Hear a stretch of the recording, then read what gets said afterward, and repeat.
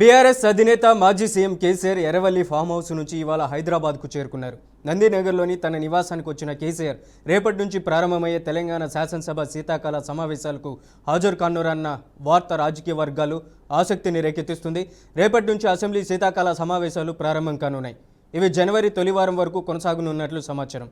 గత కొంతకాలంగా సభకు దూరంగా ఉన్న కేసీఆర్ మళ్లీ శాసనసభలో అడుగు పెట్టనున్నారు. ఆరోగ్య కారణాలు, ఇతర అంశాలతో గత సమావేశాలకు హాజరు కాని కేసీఆర్ ఈసారి అసెంబ్లీకి వస్తారనే సంకేతాలతో రాజకీయం వాతావరణం ఒక్కసారిగా వేడెక్కింది. సమావేశాల్లో కాంగ్రెస్ ప్రభుత్వం 2 ఏళ్ల పాలనపై తీవ్ర విమర్శలు చేసేందుకు బీఆర్ఎస్ వ్యూహం సిద్ధం చేసినట్లు తెలుస్తుంది.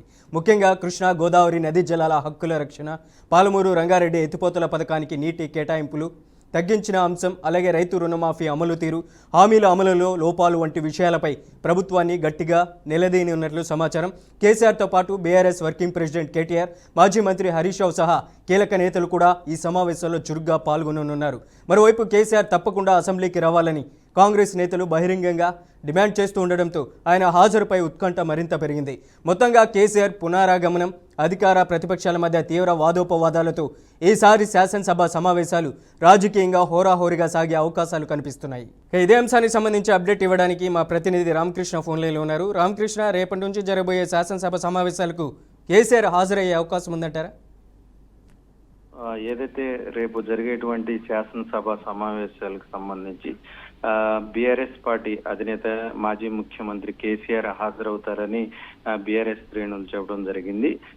ఈ రోజు ఎర్రవెల్లి నుంచి హైదరాబాద్ వస్తారు, నందినగర్ లో ఉన్నటువంటి స్వగృహానికి వస్తారని కూడా బీఆర్ఎస్ శ్రేణులు చెప్తున్నారు.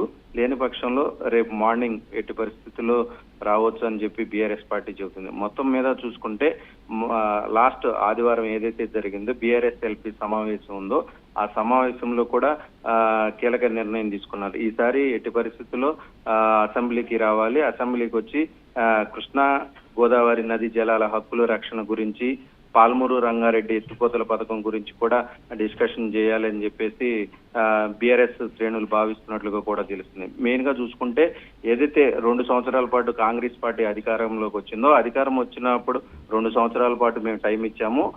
టైం ఇచ్చిన కాంగ్రెస్ పార్టీ నదీ జలాలు కావచ్చు, దీని పాలమూరు రంగారెడ్డి ఎత్తిపోతలకు పథకం గురించి కావచ్చు, ఇలా అన్ని అంశాలు నీటిపారుదలకు సంబంధించి గాలికి వదిలేసిన పరిస్థితి ఉంది.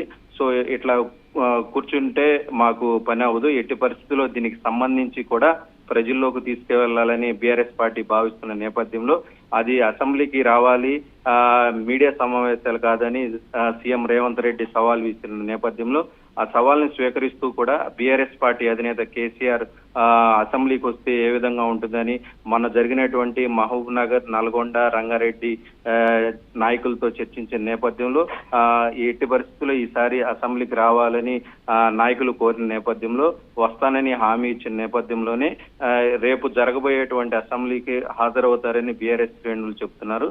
సో వస్తారా రారా అనేది మాత్రం ఇంకా కన్ఫామ్ గా తెలియాల్సిన అవసరం అయితే ఉంది. మనోజ్, మొత్తం మీద చూసుకున్నట్లయితే దీనికి సంబంధించి ఏదైతే కాంగ్రెస్ వాదన ఏ విధంగా ఉంది, మెయిన్ గా చూసుకున్నట్లయితే అసెంబ్లీలో చర్చిస్తాం, పేపర్ ప్రజెంటేషన్ తో పాటు పవర్ ప్రజెంటేషన్ కూడా ఇస్తాము. ఏదైతే 10 ఏళ్ల పాటు బీఆర్ఎస్ పార్టీ చేసిన ఏదైతే ఉందో దానికి సంబంధించి కావచ్చు, 2 సంవత్సరాల పాటు మేము చేసింది మొత్తం కూడా చర్చించడానికి మేము రెడీగా ఉన్నాం. కేసీఆర్ అసెంబ్లీకి రావాలి, అసెంబ్లీకి వచ్చి నీటిపారుదల శాఖకు సంబంధించి కావచ్చు, లేదంటే 6 గ్యారెంటీలకి మేమేం చేశాము, ప్రజలను మీరు 10 ఏళ్ల పాటు ఏ విధంగా మోసం చేస్తారు, అన్ని అంశాలు చర్చిద్దాం, ఖచ్చితంగా లెక్కలు తేలుద్దాం అని కొద్దిసేపటి క్రితమే మంత్రులు కూడా మాట్లాడిన పరిస్థితి అయితే ఉంది. సో మొత్తం మీద చూసుకుంటే ఏదైతే రానున్న రోజుల్లో జిహెచ్ఎంసీ ఎలక్షన్స్ కావచ్చు, మండల ఎలక్షన్స్, జిల్లా పరిషత్ ఎలక్షన్ నేపథ్యంలో కొంత రాజకీయాలు అయితే వేడెక్కినాయి అని చెప్పుకోవచ్చు. మనోజ్, రామకృష్ణ, అలాగే 4-5 సెషన్లు ఈ 2 ఏళ్ల కాలంలో కేసీఆర్ అసెంబ్లీకి హాజరు కాలేదు. ఒకవేళ ఇప్పుడు కూడా రానట్లయితే ఆయన మీద వేటు పడే అవకాశం ఉందని కాంగ్రెస్ వర్గాల్లో ఒక డిస్కషన్ అయితే జరుగుతుంది. ఈ నేపథ్యంలోనే ఆయన వస్తున్నారనుకోవాలా? అది 10 సంవత్సరాల పాటు ముఖ్యమంత్రిగా ఉన్నాడు, ఖచ్చితంగా ఏ టైంలో హాజరవ్వాలి, ఏ టైంలో హాజరవ్వకూడదు అన్ని అంశాలు కూడా తెలిసిన వ్యక్తి. సో అంత వేటుపడే పరిస్థితి ఉంటే ఖచ్చితంగా ఒక 10 నిమిషాల పాటైనా మాజీ సీఎం కేసీఆర్ హాజరవుతారు. సో అలాంటిది ఏమి ఉండకపోవచ్చు. ఎందుకంటే ఇప్పటికి దాదాపుగా 2 సెషన్లకు హాజరయ్యారు. సో ఈ జరిగేటువంటి ఈ శీతాకాల సమావేశాల్లో ఏదో ఒక రోజు కృష్ణా గోదావరి జలాలకు సంబంధించి 2వ తారీఖు కానీ 3వ తారీఖు కానీ చర్చించినట్టుగా కాంగ్రెస్ పార్టీ చెబుతుంది. రేపు జరిగేటువంటి పిఎస్సి సమావేశంలో నిర్ణయిస్తారు. సమావేశాలు ఎన్ని రోజు జరగాలి, ఏ అంశాలు చర్చించాలని. సో దాని షెడ్యూల్ ప్రకారం వచ్చే అవకాశం ఎక్కువగా కనిపిస్తుంది మనకు. Right Ramakrishna, thank you for the update.